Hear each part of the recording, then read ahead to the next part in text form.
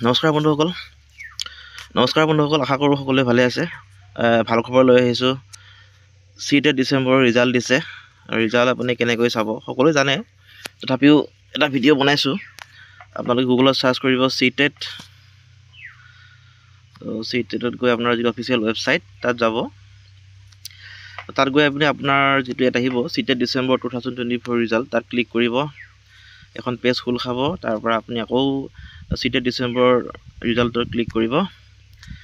Then আপোনাৰ যিটো roll number সেইটো আপুনি ইয়াতে টাইপ কৰিব। আপোনাৰ যিটো ৰোল নাম্বাৰটো ইয়াতে থাকিব এডমিটত, আপোনালোকে চাই ল'ব সেইটো নিজে। চাই পেলাই আপুনি ছাবমিট কৰিব। দেন আপোনাৰ ৰিজাল্টটো ধুনীয়াকৈ আহি যাব। গতিকে এতিয়া আমাৰ যিহেতু নিউ যিটো ৰিক্ৰুটমেণ্টটো আহি গ'লে LPUPৰ 4500 পদৰ, গতিকে এতিয়া যিসকল প্ৰাৰ্থীয়ে নেকি CTET কোৱালিফাই কৰিছে আৰু ভাল মাৰ্ক পাইছে তেওঁলোকৰ কাৰণে ভাল খবৰ, কাৰণ তেওঁলোকে এপ্লাই কৰিব পাৰিব। গতিকে আমি এতিয়া নিউ এডত এপ্লাই কৰিবলৈ আমাৰ CTETৰ মাৰ্কশ্বিটখন লাগিব, মাৰ্কশ্বিট আৰু চাৰ্টিফিকেট। কিন্তু আমাৰ যিখন অৰিজিনেল মাৰ্কশ্বিট আৰু চাৰ্টিফিকেট সেয়া আহিব ডিজিলকাৰতহে আহিব, আৰু সেই দুখন আহিবলৈ টাইম লাগিব, প্ৰায় 1.5 মাহমান লাগিব, এমাহ 1.5 মাহ লাগি যায় সময়। গতিকে আমাৰ হাতততো টাইম নাথাকিব।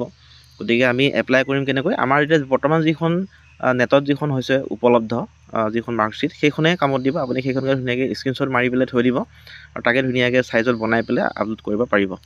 গতিকে এইটোৱে আছিলে ভিডিঅ'। ধন্যবাদ, নমস্কাৰ, জয় অসম।